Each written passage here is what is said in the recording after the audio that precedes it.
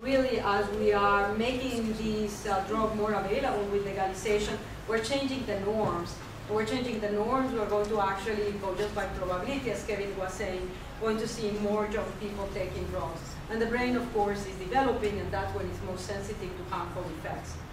Now, I'm speaking to the converted, so what I actually, obviously, I'm not trying in any way to convince you where what is. We all know that marijuana is not good, and I always sort of say, do we want our young people to be stoned? Do we want a nation of stone young people, which are the ones that are going to really bring forward the next discoveries, the next governments? Do we want that? And obviously the answer is an unequivocal no.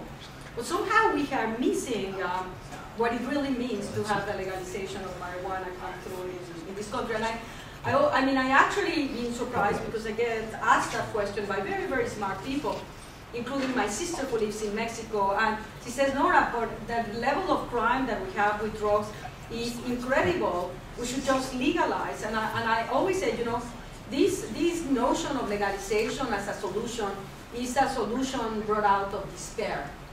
That you don't know what else to do, but it's actually the very wrong decision. So what is it? And I think that this is from the same survey that Kevin was showing you, the Monitoring the Future, that I'm using to, we've been sampling kids since 1979 to actually look upon their patterns of drug use. And I'm showing you this one here, just to illustrate the magnitude of the problem that we have currently already with marijuana in the United States. And it's worrisome because what we're seeing is that we're seeing increases in marijuana over the past 7-8 years. And in the meantime, we're seeing decreases in cigarettes. But for 3 years in consecutive, the rates of marijuana smoking are higher among 12th graders than those of nicotine smoking. And whatever you want to call it, left or right, I'm not advocating at all for tobacco because it is devastating at many levels. But one of the things that nicotine does not do when the person is smoking cigarette, it does not make them dumb. Marijuana does.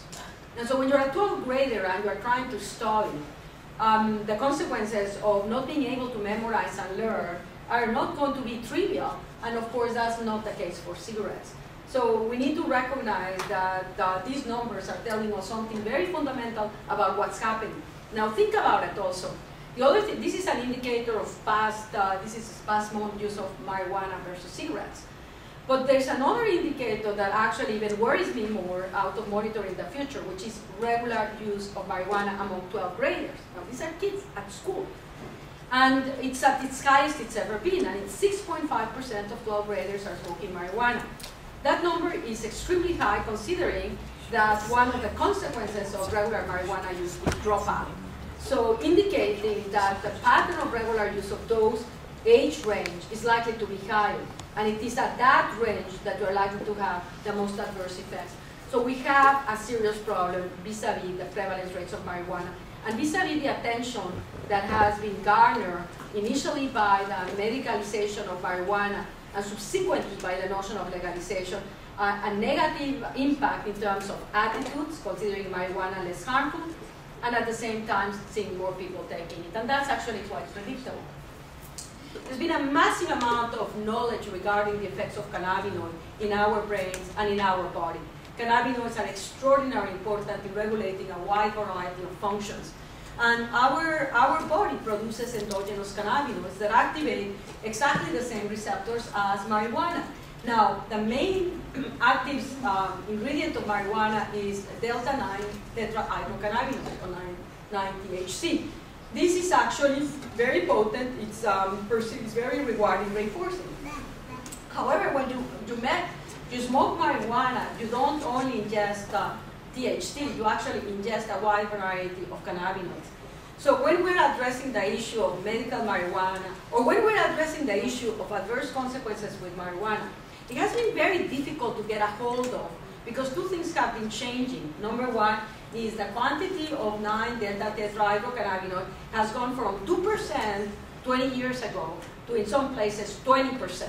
And this is the psychoactive ingredient. And this increase in the active ingredient in marijuana is likely to be responsible for very abrupt increases in people ending up in the emergency room because of adverse consequences of marijuana. It's much more active. But the other thing that makes it complicated is that the content of these cannabinoids varies significantly. I'm particularly interested in cannabidiol because cannabidiol in some ways antagonizes the effects of delta-9 THC. So when you have cigarettes that are very high in cannabidiol, you actually interfere with the high that you get with marijuana, and you also interfere with the memory impairment effects of marijuana smoking. The problem is that marijuana cigarettes that have high content of cannabidiol don't have a high market value because they don't make you very high. But nonetheless, there's differences in the content, and that in turn, when you are doing studies and trying to investigate whether there are adverse effects or not, your findings are going to be very much dependent on ultimately what type of marijuana the individuals are smoking. And I would put forward that these two variables contributing are accounting for the diversity of findings that we have had in the literature for so many years. Now, that one element. What do we know then about these endogenous cannabinoids? They actually are located throughout the whole brain, and they are modulating in the releasing other neurotransmitters. So cannabinoids can determine whether they're going to increase or decrease the release of neurotransmitters, a wide variety of them. And so they have multiplicity of effects.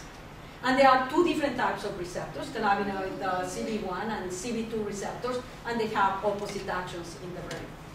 This is actually an image from a human brain identifying the concentration of cannabinoid receptors in the brain. So this is images that you are getting from the upper part of the brain, horizontal slices to the lower parts.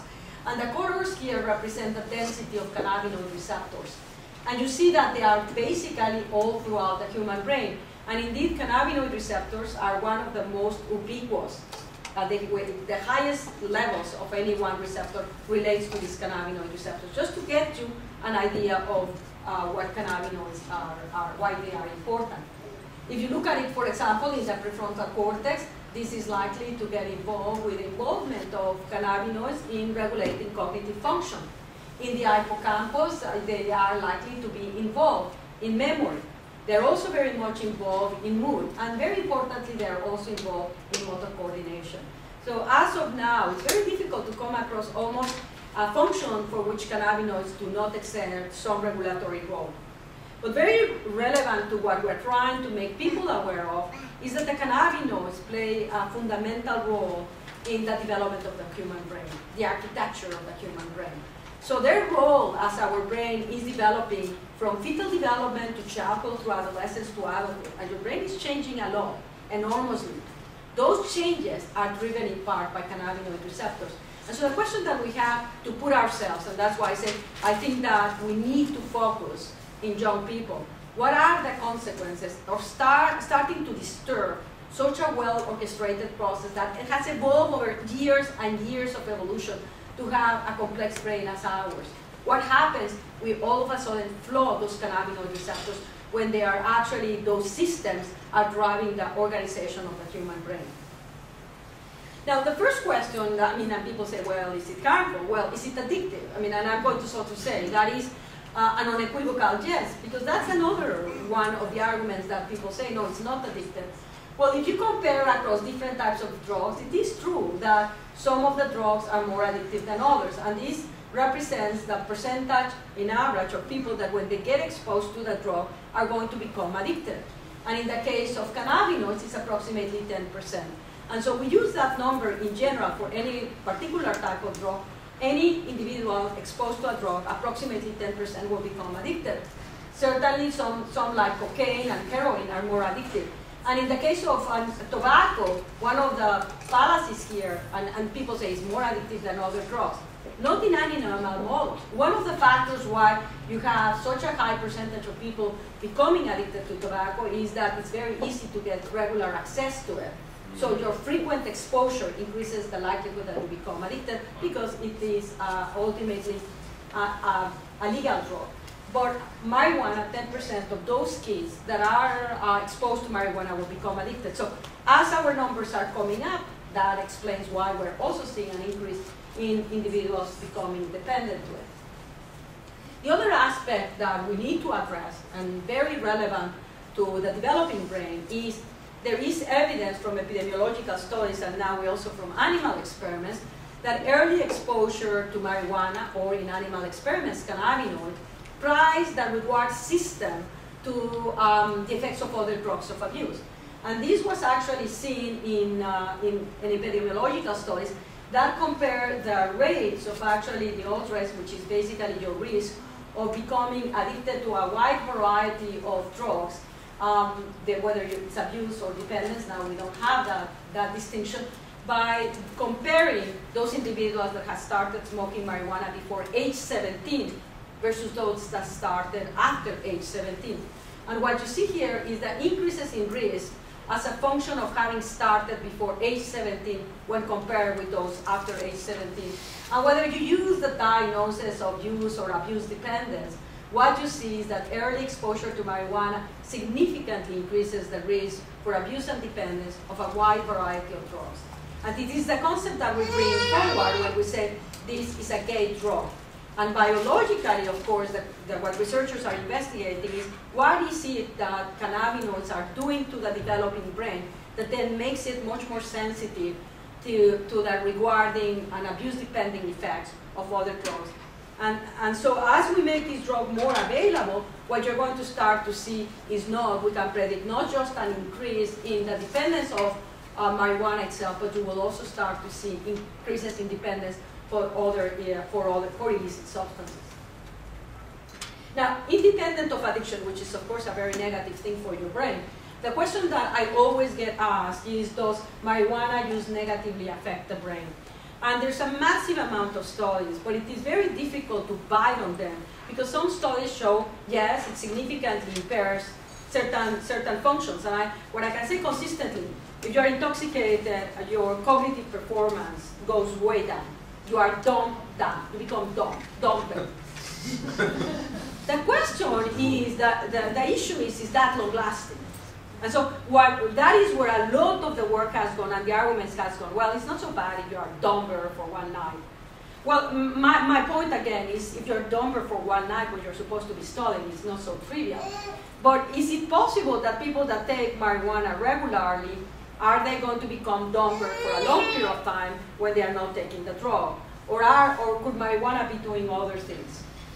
And that is where it has been harder to answer unequivocally, because the studies have not used the technologies that are sensitive enough on the one way, or that have had the controls to allow you to unequivocally say, yes, it's harmful.